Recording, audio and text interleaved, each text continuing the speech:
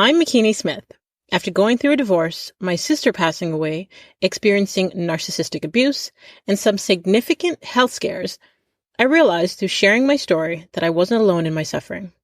Suffering, subjective distress generated by the experience of being out of balance. In a deep dive to holistically heal mind, body, and soul is where I discovered peace, clarity, and connection. It is impossible to be truly wise without some real-life hardship, and we cannot develop post-traumatic wisdom without making it through, and most importantly, through it together. Social connection builds resilience, and resilience helps create post-traumatic wisdom, and that wisdom leads to hope. Hope for you and others witnessing and participating in your healing, and hope for your community. A healthy community is a healing community, and a healing community is full of hope because it has seen its own people weather, survive, and thrive.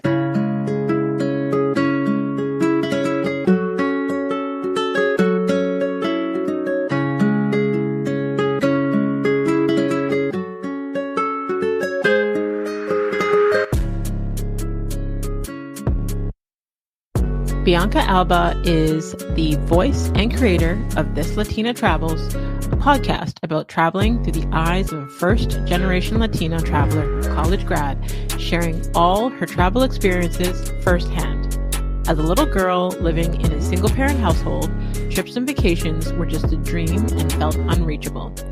This Latina Travels is more than just Bianca telling about her experiences, but it's a true reflection that dreams can become reality. To date, Bianca has traveled to 6 of the 7 continents of the world, and her goal is to encourage and support women who look like her to travel the world too.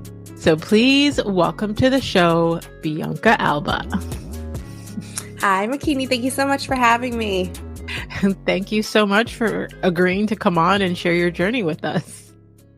Yes, I can't wait. So I'm excited to jump into this conversation because I love to travel, and I understand how therapeutic and how healing it has been for me. So I know that that's your platform. That's what you talk about. And I would love for our listeners to learn more about how that can help them on their own healing journey. So I'm excited. Yes, I always tell people travel heals your soul. So I'm here for it. Love it. Love it. Love it. Okay. So before we get to where you are presently, I love to find out more about young Bianca, before society started to shape us and limit us, the young version of us, believes in fantasizing and using our imagination and all the things we still should believe in today, but culture, society, what have you, limits those beliefs. So I would love to know, who or what you wanted to be when you were a little girl. Yeah, so when I was a little girl, so a little background about me. I'm a proud immigrant from Cochabamba, Bolivia. So I was born in Bolivia, but I was raised in the States all my life. So being an immigrant, being daughters of immigrant parents, it's a lot. And even just reflecting on my childhood, I'll have to be honest with you, I've blocked a lot of it. And it's because of, unfortunate just circumstances and just doing things as kids that, kids shouldn't be doing, like seeing my mom have to work like 2 to 3 jobs, going to her job with her at night. And so I think with the help of therapy, I've started to bring back some of those memories and whatnot. But I remember as a kid, I used to dream of traveling, and I sometimes people are like, no way, because I have my travel platform. I'm like, yes way. Like I used to dream that I would live on a beach, that I would be close to the beach, that I would go on trips, because trips and vacations were just a dream. That's what they were when I was a kid. I was the oldest of 4 girls in a single family home. So we didn't have money for trips. If we had vacations or little trips, it was to go visit family in the state nearby, because even going to Bolivia wasn't possible for a while. We didn't go back till almost 12 years after my parents came to this country. So I think as a little girl, I would say my dream was to always be a singer. I don't know if you know much about Selena Quintanilla. She used to be the artist that I dreamed about. And so when I was a kid, I remember I used to sing all her songs. And then unfortunately, she passed away when I was 5 years old. And so I feel like my dreams were crushed right then and there. But I learned quickly that, I did not have the vocal skills or the talent. But I loved to always help. Like, I feel like I was always helping somehow. Being the oldest too, I think that goes to show like you're always like taking care of your sisters or taking care of your family. So I think young B was always embraced like, okay, you have to do something for the community. And as a proud first generational college grad too, I was either kind of given like, you either are going to be a doctor or you're going to be a lawyer kind of thing. And so I went the medical route, but soon learned that I was not a fan of taking like 10 science classes at a time. So I ended up my career in public health, which is similar, but not, not being a doctor. So that's what I do now. So I'm in my 9 to 5 is in public health, but I love to travel, and I have my travel blog and podcast to try to motivate and encourage more women to travel the world. I love it. I love it. I love it. So, okay. So a couple of questions, because there's a lot of common themes I hear from women who are first generation American, first generation Canadian. I'm first generation Canadian. So I know that it comes with a lot of weight from our families of who we should be, what we should be, what we should be doing, these expectations. So I guess I'd like to start there, because I'd love to know, like, what are some expectations that were placed on you, and how have you, I guess, reframe them and done differently? I love that. So I think the first expectation is to go to college, right? You have to go to college, especially being from immigrant parents. I think that's the first thing: education, education, education. And it's embedded because of their lack of unfortunate education, or their lack of having that opportunity. And now, reflecting back, I was very blessed to have a full ride. So I went to the university on a full ride scholarship. So I did not have any student loans for my undergraduate degree. But now, looking at how much tuition has increased over the years, I don't have kids personally, but seeing all my friends that have all these like kids or even their own student debt, like, it's such a scary concept that we live in this world where you're literally going to school and you're becoming in debt. And, and it's to live in that sense, it is scary. So I think one thing I would say is definitely the perspective of you have to go to college.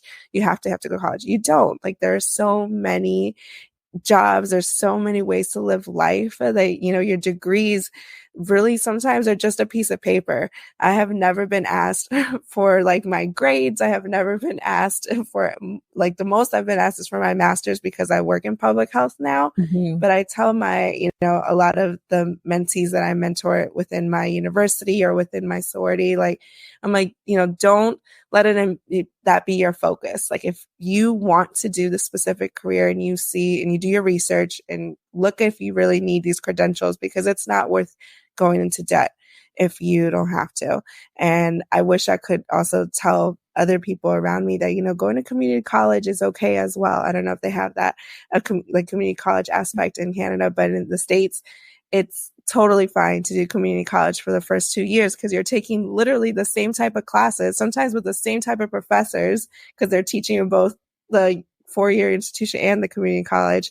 So I would give myself grace if I could go back, because I think for the longest time, I was just always pushing myself to do the best that I could in school. And with the language barriers, that could be hard. Like, yes, I speak English fluently, but growing up, Spanish was the only, language spoken at home. So I didn't have anybody at home to help me with calculus, to help me with, my homework. My parents were just working all the time. And so I would be so frustrated with myself, and just reflecting back, it's kind of like, wow, like, it's okay. Like, and it's okay if you don't, make it to the most prestigious university, because that's not what success equals.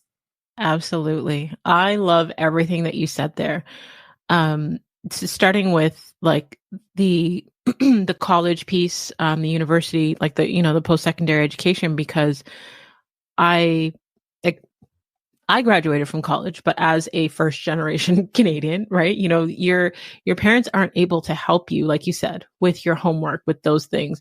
You know, there are some kids who are more fortunate where, you know, their families have been here for many generations. They can help them with things, get them, you know, certain advantages with certain things.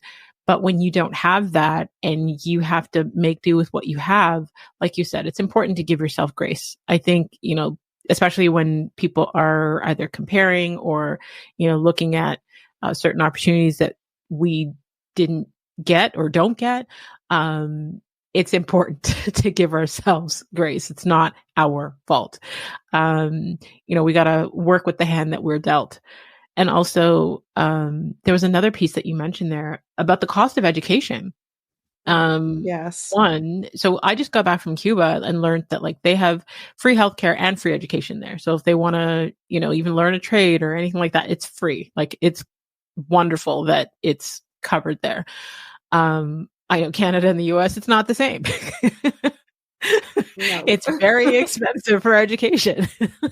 And I have had many clients that have come to me wanting to switch careers, and you know, they're like, well, you know, I don't have the time or the money to go back to school for this, that, and the third. And it's helping them to reprogram their minds, to shift that way of thinking that there's only one way of doing something.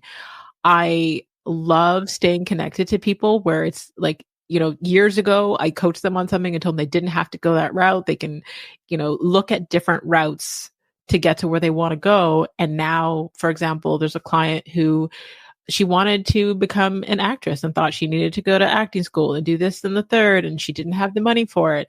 And now she is in TV shows and commercials and all these things, and she didn't have to go that route. So just for those that are listening, there are many routes to our success, and it doesn't have to be one way.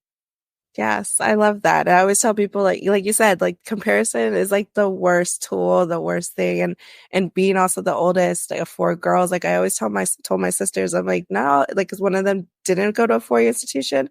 And I was like, that doesn't make you any less. So like you are perfectly capable, you're okay. Like I know so many people who make double what I make and they didn't even go to college. So again, what does success equal? Like I think at the end of the day, it's everybody's journey to its own. Yes, absolutely. I think it's important for us individually to define what success means to us, not in comparison to what other people are doing or, you know, because it's based on, you know, our morals, our goals, you know, what we want for our life, what makes us content. There are many people that may see someone with material things, and to them that's their idea of success, and the person that has those things, that's not their idea of success, you know, because they still haven't attained the level of freedom or any of those things that they are looking for. So it's important for us to individually determine what success means for us, for sure. Yes. Yeah. So I would love to jump into your traveling journey and how that has helped with your healing.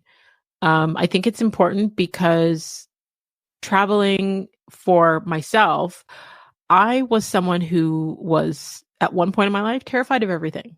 Terrified of being alone, terrified of the dark, terrified to travel, terrified of like everything.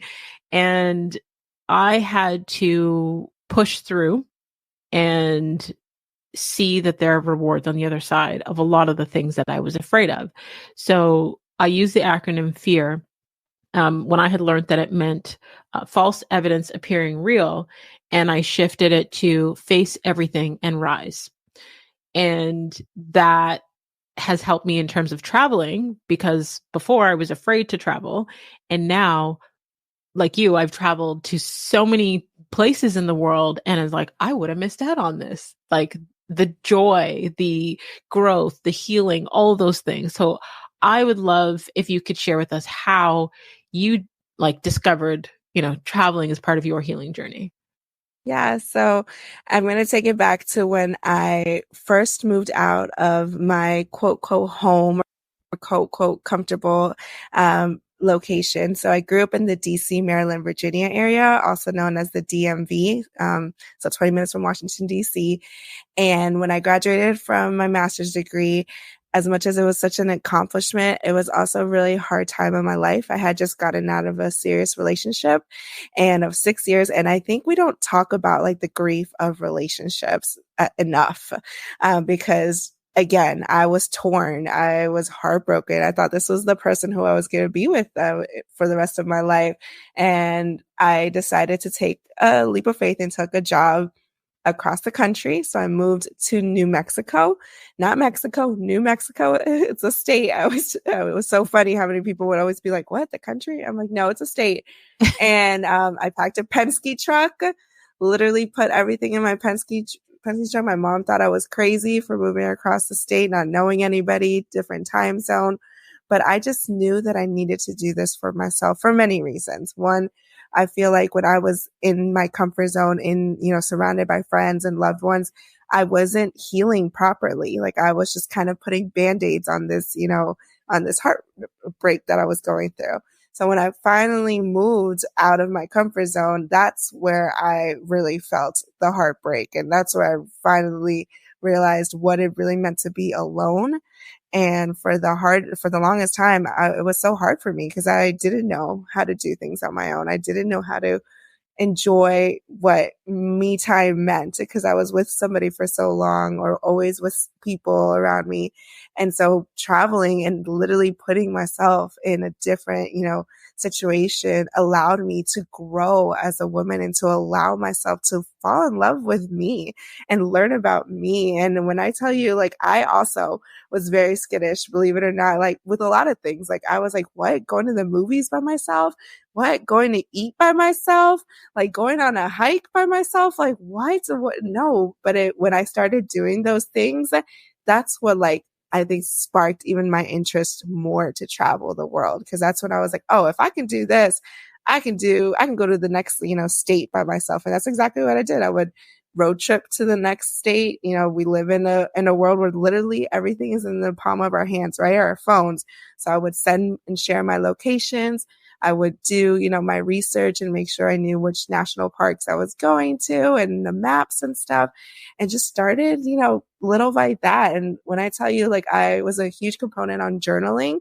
I don't think I like took enough videos and pictures at the time as much as I should have now or compared to, but I would journal and write. And I vividly remember like being on these beautiful like national parks and just crying because I was just like letting all of that, grief go, and just also proud of myself for being in that place. Again, remember just like my journey, like I came from, a timid, like, little girl who didn't know anything about the world, whose parents were just surviving from a different country to, kicking myself left and right because I couldn't do my homework right, but then going to college and accomplishing that. And then, getting my heart broken, but still getting my master's degree. And then now being in a whole different country. So just all that feelings, and this is before like I even really joined therapy. So I was just like being my own therapist in a way, but that's what it did. Like journaling and writing it out and just exploring new places. And there's something about different sunsets. I don't know how you feel, but when you see sunsets in different locations, I don't know. I feel like that's like my soul, like telling me something. I love it. Yes, absolutely. There's so much that you said there that I want to unpack because before we even think about, traveling to different continents, like being able to travel and within your, area or just doing things alone. I feel like people are not automatically comfortable per se, going to a restaurant and eating by themselves or going to the movies by themselves or doing things alone. Right. And I know that there's a difference between being lonely and alone. You can be in a relationship with someone and feel lonely. Yes. So just that piece where the comfort level, putting yourself through that discomfort in order for that to become comfortable and then being able to travel elsewhere, much further alone. Like, let's talk about the courage that even takes, because someone may look at that as something small, but that's big. Oh, that is so huge. Like I like even till this day, I tell myself, I'm like, wow, I did that. Like, I Mhm. moved myself out. Like, I not only just once, but like plenty of times. Like I currently now live in Puerto Rico, which is like very far from my family.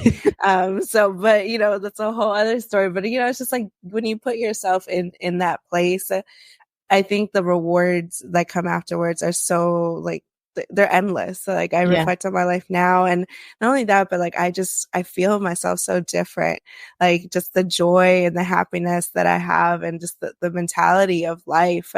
I am really grateful. Like I mean, I've always been grateful, but it's a whole different level of gratefulness. And when you really do love yourself and like really put yourself first, I think that's when you can do anything. As Mhm. like ironic as it sounds, but that's when I started This Latina Travels. That's when I, started great friendships and meaningful, like having meaningful individuals come into my life. That's where my career changed too, and I got a better job. That's when I met my partner. Like all this stuff like just lines up. And I Mhm. believe it all starts with you, like finding you. Absolutely. Absolutely. I love every aspect of that. Like I think that when especially if you're grieving from something, we can't heal in the same environment that hurt us, right? And oftentimes we will go through grief, whether it's someone that has passed on in this life or someone who is no longer a part of our life, and we stay in the same environment. But then we're triggered by all the memories of, whatever, like between those four walls or the furniture or, all of those things. So I think that it's big that you packed up and moved away. And I commend you for that because it's also can be scary when you're in that low vibrational state, you're in your feelings, right? To now further isolate and be away from friends and family, but be open to newness, open to meeting new people, open to new environments. Like that's a beautiful thing that, sometimes we have to let go of things in order to make space for the new things to come in. So I think that's beautiful that you were able to do that. Yes, I love that. Thank you. Yeah, and I always tell people like, you give yourself the credit because I think that's like you said, it's a huge thing for just being able just to pack and move away. Yeah, absolutely. I know when I was grieving from an end of a relationship, and it wasn't necessarily grieving where the fact that it was like I missed the person, but it was I was in a relationship with someone with narcissistic personality disorder. So the damage that was done to me was intense. So it wasn't a regular breakup.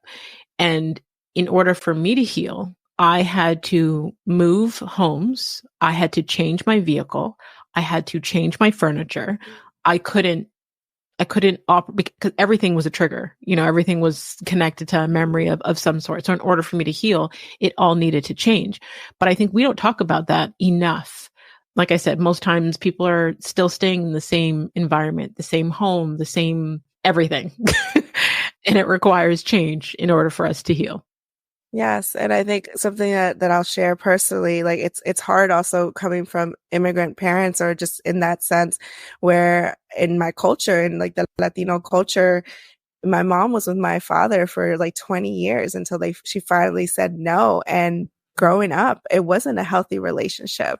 Like, and the Mhm. only reason why she stayed with him was because of her kids. And Mhm. so like that's what she had to show. But like if who am I to tell her as her oldest daughter? But I knew from the beginning, like that was not her person. And like what she was doing was just hurting us eventually because it wasn't a good relationship. And it's just hard, like it's hard to Yeah. to now reflect on that as as an adult, and that's something that I am in good terms with having that communication with her, but it is difficult to reflect on in that sense. Yeah, absolutely. Absolutely. I think many times I hear stories and scenarios where people stay for the kids. And I talk about this in my first book where it's like I couldn't I couldn't do that because in order for me to be the best version of myself, I had to prioritize loving me and doing what is best for me mentally, emotionally, physically, spiritually. And staying, my kids wouldn't have gotten the best version of me. Yes. I Yeah. love that.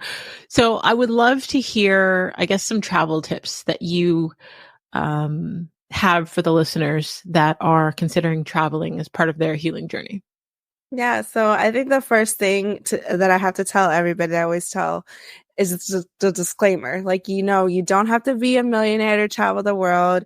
You don't have to have a partner or be in a relationship to travel the world. I have traveled to 6 out of the 7 continents, a lot of them by myself or meeting someone there. And I'm not broke. I am, proudly debt free. So that's a big accomplishment of mine. And there's a lot of things out there to get you to these places. So I think the first things first is to have a plan. And I know we were like probably maybe like, oh, Bianca, I know, but no, but for real, like I have every time I get paid, I have money go towards my travel budget. So I have like my high yield savings where one of my buckets is literally my travel fund. So I pay myself and I make that a priority because this is a priority for my life, for my self-care, for my mental, health, sanity, and of course for my business now to travel. But I'm just like, I need to pay myself first. So I always put money aside, whenever I get paid or whenever I, get an investment, put it in the travel fund. And then 2 is to definitely sign up for these resources. So there are a lot of free resources. I'll start off with some of the flight resources that I tell a lot of my community. So one of them is called Going. It used to be called Cheap Flights. And so it's a listserv, an email listserv. So you literally sign up and it's free, but they also have like paid versions. And what they do is they provide you daily emails with flight deals from the hub of airport, whichever you put in your in the email when you signed up. So it's pretty cool because every day you'll get an email or every other day where it'll be like deals to San Juan, Puerto Rico from XYZ airport if you put whatever airport. And so literally you click that link and it'll send it right to Google Flights. So it's linked to Google Flights, but you have somebody who's doing like the grunt work for you. And if you really want to pay like the paid version, there's different tiers. So there's like the silver, gold, etc. But I love them. I think they're a great, free resource to use. I always tell people, listen to podcasts too, shameless plug. Like I have my podcast where I literally share gems, like free gems on how you can get to, XYZ country. I'm all about, I want more women of color to travel the world. Every time I go to different countries, I'll give you an example. When I went to Ireland, I was the only Latina around, Wow. or only women of color around. And I'm like, how? Like, there should, and, yes, maybe Ireland's not on top of your list, but there's a lot of people that visit. And so like my big thing is expressing and sharing like how I got there. I also have like guides that I sell for like $20 to $30. So they're very affordable, where literally it breaks down everything that I did. Cause a lot of people also, when it comes to traveling, the fear is like of adding something else to your plate to plan, right? Like Right. I know that there's people who hate planning, who are like, no, like I don't want to even like that. That's what like prevents them from even going because they're just overwhelmed. And I get it. I've been there and done that. So why not invest in like a travel guide? Or if you even have, more wiggle room for your budget, invest in a travel agent. And there's a lot of them out there that are women of color, that literally plan your trip and outsource, and boom, you'll be able to go on your trip. So I would say those 2 things for sure. Love it. Love it. I'm writing it down. You say going.com? Yeah. Yeah. Going. I will definitely be signing up because I love to travel and I love a deal. Yes. Love it. Love it. Love it. Okay. So I guess what are, a couple of tips that you could give the listeners? You talked about the travel guides that you have, and that people should plan, but what are some things that they should plan for? Oh, yes. So I'm all about when I travel is to learn about the, wherever I'm going. I like to immerse myself with the community, to support the locals. I know everybody's different, but for example, I just came back from Medellin, Colombia. Coffee is one of my favorite things. And so what am I going to do? I'm not going to go to a Starbucks in Colombia. I mean, I'm going to go to a local, coffee shop. But even take it a step further, I booked an excursion to a coffee farm because one, I want to again support local farmers, but two, to also, that's the best place to learn, to immerse yourself, to put yourself in those situations, and they're all safe. Like we're talking, you can book these excursions. The top three that I use are one, Viator, Viator, two, Get Your Guide, and three, Airbnb experiences. So what I always do is I literally pull all three of them up on my laptop and I compare, like, okay, I wanted to do a coffee tour. So I did coffee tour in Medellin, Colombia, and saw which one fit my budget, which one fit my, what I wanted to do. And sometimes if you're signed up with all three, like, you have a login with all three of them, you even get credit for, doing a lot of these different tours. So that's how I ended up finding this amazing coffee tour to this coffee farm in Colombia, where literally we picked the coffee beans. We learned about the process. We learned about the family that ran this coffee shop. They made us a homemade meal. And we just had a coffee tasting. And to me, that was one of the best excursions that I did while I was there, because I learned so much. And I truly felt like I got the experience of a Colombian coffee farm family. So I would say one is to definitely book the excursions, and everybody's level of excursions is different, right? We have people who are very adventurous. So do the zip lining or the paragliding. And if that's you, please, I definitely have zip lined and also done some crazy things. But I also know, I went this time around with my partner. He's not big into that. So I was like, you know what? I'll book the more cultural related ones, and the ones like the food tours, and there's beer tours if you're, if you like to drink. So the list can go on. And so I think even just looking at what's available in the city, it will open your eyes and you'll get to see okay, this is what I want to do, or this is what I don't want to do. Love that. I definitely love the idea of experiencing the culture, because I think oftentimes people will travel to a place, but then they don't leave the resort. So you're not really actually experiencing that place. You're experiencing maybe their climate, but you're not experiencing that place. And I've heard, I've been on resorts and, made friends with other people that are terrified to leave the resort. Well, it's why did you even come to that country if you don't feel safe there? But I am one that loves to experience the culture, going out into the community, having real food by the locals, seeing things that the locals see. It's a learning experience, but it is also a healing experience, because being able to travel to these different countries and see how different people live and the, different lifestyles, not only does it help us, and I find for me in a couple ways, it humbles me. We learn about the luxuries that we take for granted. You get to learn how different cultures operate, and, all of these different things. But it's truly a learning experience if you are able to get a sense of the culture. So, like you said, excursions are fabulous.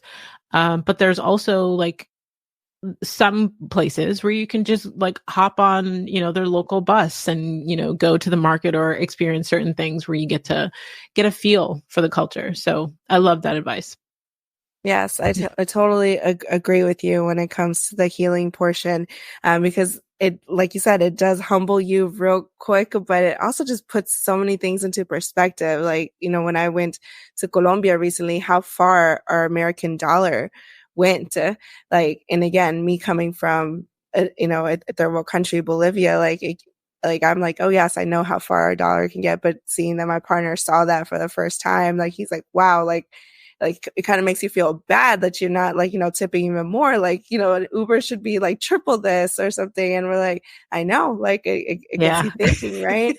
But then it also gets you thinking when you see a lot of how happy and and joyful they are living that the way that they are. And goes to show like life is just so simple. And Yeah. sometimes we, especially here in America, United States, like we just make it so difficult or we just make it all about work, and it's not. There's Yeah. just so much more fine things in life. Absolutely. Absolutely. Like my ex-husband moved to Colombia years ago. And every time he comes back to Canada, he talks about, the difference in how much more life he gets to live there versus here.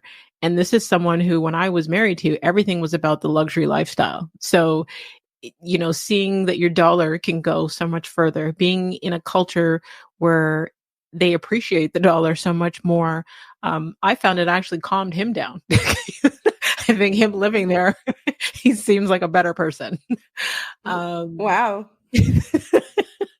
The irony, yeah. But hey, that's good. Good for him. Maybe right? He got some good Colombian coffee and that, all that good stuff. Yeah. He married a Colombian woman, had a baby. He's living his best life out there. I'm happy for him. Good. Maybe that was part of his healing journey. But hey, yeah, I believe that. Yeah, right. I was gonna say something else. It was something you were saying about what your partner realizing how far the dollar could go. I had another point I was going to say with that, but totally forgot. But that's okay. Before we go to the final segment of the show, I would love if you could tell the listeners where they can stay connected with you, where they can learn more from you and about you. Sure. So my website, www.thislatinatravels.com, is basically the hub of where you can find my podcast, which is This Latina Travels, as well as all my social media handles, which is at This Latina Travels. But I always tell people like the biggest way to get connected with me is signing up with my free newsletter on my website. It literally takes 5 seconds, and I don't spam you. I have one monthly newsletter where I share tips and tricks on travel stuff, but also of what I'm doing. So I can't wait. Like this month, I'm focusing on my Colombia trip. And like I said, I don't gatekeep things. I want more people to go to these beautiful places, to support these local community places that I've seen, because I know if I can do it, you can too. Love it. Love it. Love it. So I will definitely have all of your links in the detailed section so they don't have to search too far. Awesome. Perfect. Okay. So for the final segment of the show, it's kind of like a rapid fire. You can answer one word or one sentence, but I also don't like to keep people in a box. I get claustrophobic in a box, so you're more than welcome to expand if you feel the need. Got it. Okay. All right. Describe yourself in one word. Ooh. Spontaneous. Love it. Okay. When and where are you the happiest? I would say I am the happiest here in Puerto Rico, where I currently live. If you've never been to Puerto Rico, shameless plug, Puerto Rico is beautiful, not only because of the beaches, the mojitos, no, but because of the people. The people are what have kept me here for almost 8 years now. Wow. So I would say the people, and in my current apartment with my partner, because we just moved in and we have a beachfront condo. So it can't get better than this. I love it. I love it. I was actually going through my camera roll yesterday because I'm trying to make space, and I came across, so I went to Puerto Rico in, I think it was 2016, 2017. I can't remember, but I was looking at the pictures and the water and, all the beautiful, just the construction of like the areas and stuff. And I was like, I need to go back there. I need a redo. Yes. Well, when you come back, let me know. We'll catch a cup of coffee, go out for brunch. I'll show you some of the secret beaches that I know. Yes, absolutely. I will definitely keep you. Yes, I will definitely hit you up on that one for sure. Yeah. Okay. Next question. What keeps you up at night? I think what keeps me up at night is because I'm the oldest. I think knowing, just having that responsibility of just being the cycle breaker and just wanting to, just do more and more for my family, for my community, for just in all and just general. So I think just always in the back of my mind, I feel like I'm like, what can I do more, or what should I be doing? I I think love it. that's what keep. Well, I think you're already doing that. Well, thanks. You're welcome. What's the best advice you've ever received? I would say that time is the most expensive thing. So as much as, yes, traveling and other things are very expensive, but at the end of the day, your time is worth your value. So don't just let it be about work. Don't just let it be about your family, about the people around you. But time is the most valuable thing. So just go for it if you have the chance. Yeah, love it. Love it. Okay, what's the worst advice you've ever received? Oh, man. Worst advice. Worst advice, I think, I think this is a big thing in the Latino culture is to get married quick and have many kids as soon as possible. And it's not a worst thing because I know there's so many people that I know that have, kids at a young age and they're beautifully, happily married. But for me personally, I think, just family members, oh, you have to get married, you have to have kids. No, you don't. Like you're, at the end of the day, your path is your path, and there's no path that that is right or wrong. Whenever you want to get married or have kids. Love it. Okay. And what advice would you give your future self? I would tell her to relax, relax, that everything is going to be okay, and just take it one day at a time, sis. Just one day at a time. Mm-hmm. Okay. And last but not least, what do you wish women would do more of? I wish we would just support each other more. Like if we literally would just support each other more and not envy each other and not, be mean to each other. If we were just kind and uplift each other, I'm telling you, we could literally rule this world. Absolutely. Thank you so much, Bianca. Thank you for sharing your story with us, your energy, your gems. I truly appreciate you. And I will definitely hit you up when I'm on my way back to Puerto Rico. Yes, I love it. So thank you again for having me. This was such a beautiful conversation. You have blessed me, and I know that you have blessed the listeners as well. And to all of you healers out there, until next time, subscribe on all platforms. Don't forget to rate the show and leave us a review on Apple Podcast. And I just want to thank each and every one of you that has continued to listen each week to help the show globally rank in the top 1.5% of most popular podcasts out there. And there's over 3 million. So thank you. So I'm going to challenge you because I know all of us women want to travel, whether we're afraid to fly or not, we want to travel. So I want you to share this episode with all of your girlfriends, all of them, like plan that girl's trip. And feel free to screenshot this week's episode. You can tag Bianca at This Latina Travels. You can tag myself at The Real Makini Smith. A healthy community is a healing community, and a healing community is full of hope because it has seen its own people weather, survive, and thrive. So let's continue to heal her.